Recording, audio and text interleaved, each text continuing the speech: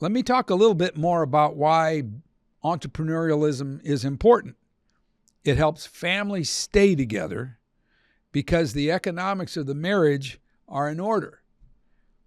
Parents who demonstrate a strong work ethic will raise children who also have a solid work ethic, and it's more likely that they'll pursue the education that's necessary to carry on the legacy that the parents lay out for the kids. So what you do as an entrepreneur is incredibly important. Your role as the head of an enterprise is not just about the economics. Like I talked about, it's the coaching, guiding, and mentoring that you do for the people that work for you that's really, really important. You also establish an environment that provides discipline, accountability, and performance. You hold your employees accountable, and if they don't do what's expected, guess what? They lose their jobs, and that's a big fundamental of life, and some people need to learn it.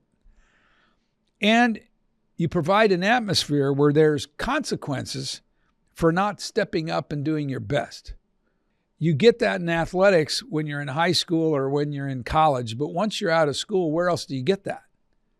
You get it by working for an entrepreneur that holds you accountable and expects the best out of you. So you're training people the fundamentals of life, something they also might have not received at home. They might have come out of a home where there was very little discipline or accountability, and they might have been raised by a single parent where that parent was gone all the time just working to try to provide, and there wasn't any discipline or accountability in the home. But they come to work for you, guess what? They're going to get that. And that's very, very important. The bottom line is you're important to the marketplace, and your business success is way beyond just you. So I do want to have a disclaimer here, though. If you run the kind of business that promotes addiction, lust, greed, materialism, if you take advantage of people to get financial gain, the things that I'm going to talk to you about going forward here, they're not going to matter because you're in an industry that over the long run is going to do damage. There's going to be collateral damage. It's either going to be with the people that work for you or it's going to be at home with your marriage. So if you're in the sin businesses and if your selfish ambition overrides everything you're doing, a lot of what I'm going to talk about today, it's not going to matter. And if you are in those industries, I would encourage you to make a U-turn. So what are the typical battles of an entrepreneur? Well, you got competition, you got employee turnover, you got government regulations that you got to deal with. There's marketplace and economic changes that you have to adjust to. And you got taxes. You got the government extracting a huge amount of what you make and burning it on who knows what. But there's also a big battle for your heart. We can experience discouragement, despair, burnout. We can lose our optimism as things get tough. Sometimes that leads to depression and it leads to fatigue. And if you let it go too far, you can put dark glasses on and you begin to look at everything through a lens that's not very positive. It chokes out your innovation, your energy, your creativity, and it blows up your ability to have vision and strategic plans for the future. You can have fear of failure and fear of public disgrace. And all of that can wreck your ability to be a good entrepreneur. And then business becomes about survival. How am I going to survive what I'm going through? So how can you tell if your heart's in a bad place? Well, you have anger and a nagging sense of frustration. You can have fear that creates emotional paralysis, paranoia that everything around you is not going right.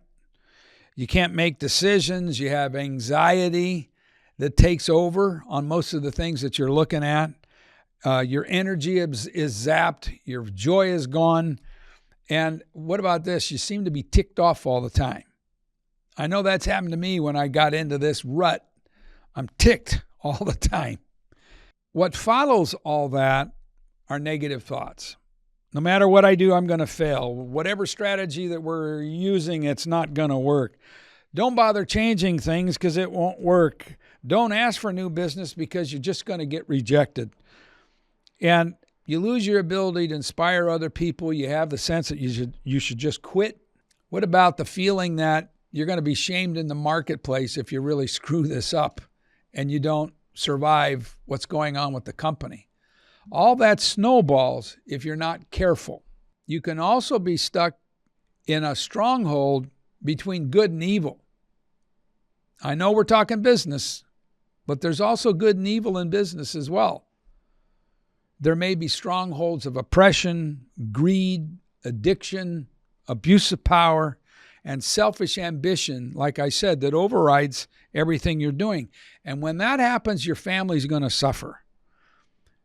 Because you're pursuing success so hard and you're feeling rejected and neglected and you're feeling negative about everything, then guess what? Your family feels rejected and neglected, and they become second fiddle because you end up pedaling so fast that all you're doing is worrying about running and operating the company for survival. And that is tough on marriages. So God is wanting good to come out of your business. I believe the Lord wants you to provide opportunities for others, to turn them into leaders. He wants you to show stewardship, especially if you're successful.